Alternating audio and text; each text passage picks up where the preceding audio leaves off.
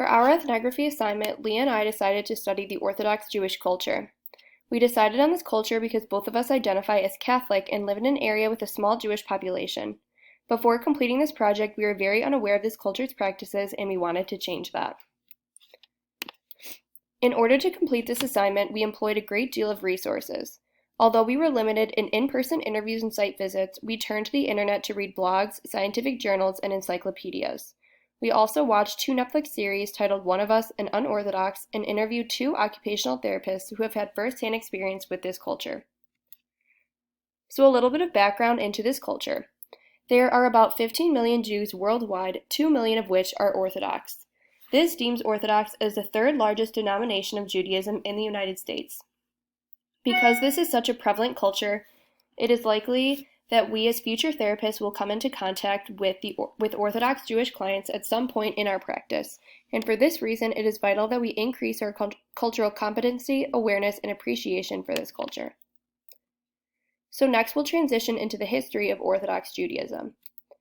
This sector of Judaism was created in response to the Reformed Jews' modernization in the 19th century as Orthodox Jews sought to uphold and practice religion in its most traditional form. Orthodox Jews adhere to the strictest form of Judaism and follow the laws and ordinances in accordance to the written word. In the 1930s and 40s, Jewish history was dominated by the Holocaust. This was implemented by the Nazi government of Germany and it was aimed to wipe out the entire Jewish population from Europe. A total of 6 million Jewish people were murdered, and this tragedy has forever shaped the religious thinking of Jews. Next, we will transition into the language of Orthodox Judaism. Orthodox Jews speak the language of Yiddish. Yiddish was commonly spoken by millions of Jews around the world. However, in the mid-20th century, the Holocaust compromised the majority of Yiddish speakers. Yet, it is still spoken throughout the Orthodox Jewish community in Israel, Russia, the United States, as well as several European countries. Next, we'll go into the symbols of this culture. One of the most widely recognized symbols is the menorah, the Star of David, and payat. Menorah is Hebrew for lamp and remains a symbol of the Jews' dedication and strength, and it is lit each year on every night of Hanukkah.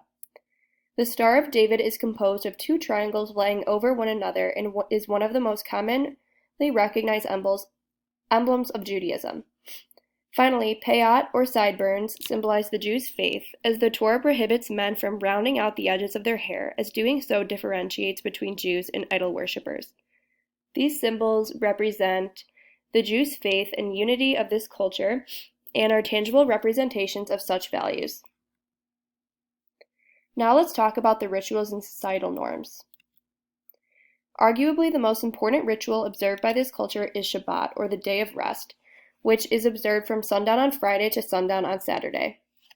Next, the Bar Mitzvah traditionally celebrates a young man transitioning into adulthood. Although other sectors of Judaism celebrate a women's transition as well, Orthodox Jews do not. Finally, there are a great deal of Jewish holidays, some of those being Yom Kippur, which is the Day of Atonement, Rosh Hashanah, which is the Jewish New Year, and Hanukkah, a celebration of the Jews' reclamation of the Holy Land. These holidays enable spaces for these individuals to reflect on and celebrate their cultural history.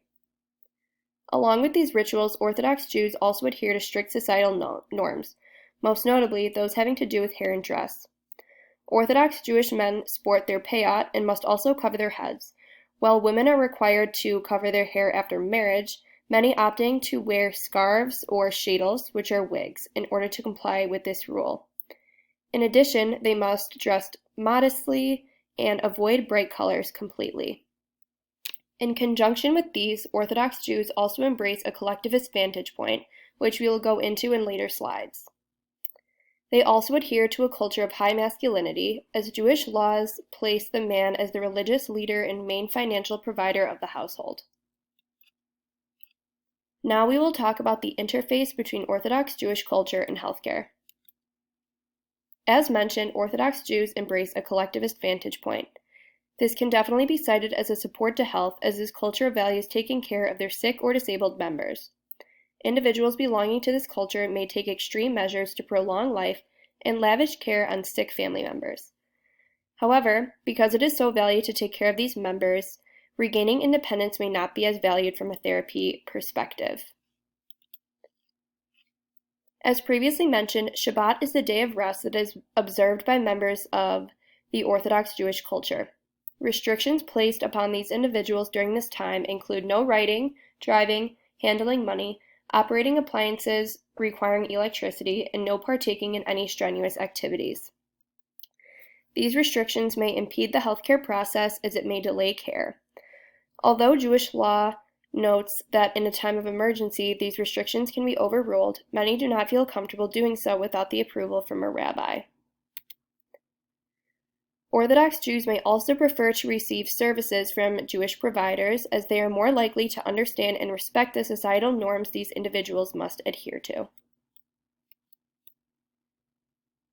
Lastly, another barrier to healthcare that this culture may face is the stigmatization of mental health. Orthodox Jews fear being labeled with a mental illness due to the negative consequences for oneself and one's community. In turn, these individuals may refrain from seeking treatment for mental illness, which may further add to their distress. As with any culture, it is important to cultivate a judgment-free environment and make the patient feel heard and comfortable. Lastly, we're going to transition into talking about the conversations that we had with the occupational therapists who have had firsthand experience with the Orthodox Jewish culture. Mara Levin is a pediatric occupational therapist who works in the North Shore, and she has experience working with Orthodox patients and their families. She gave us many tips on working with this population, which is detailed in our tip sheet, but these tips have to do with the clothing, communication, activities and treatment sessions, and this culture's preference on healthcare providers. One example she noted was that she never touches Orthodox Jewish men, and that it is vital to be aware of how the dress may interfere with ADLs, particularly with children. Peggy Gurak is a now retired school-based OT who identifies as Orthodox. She spoke with us about her experience working with non-Orthodox clients and colleagues and noted that for the most part she had little to no difficulty fitting in.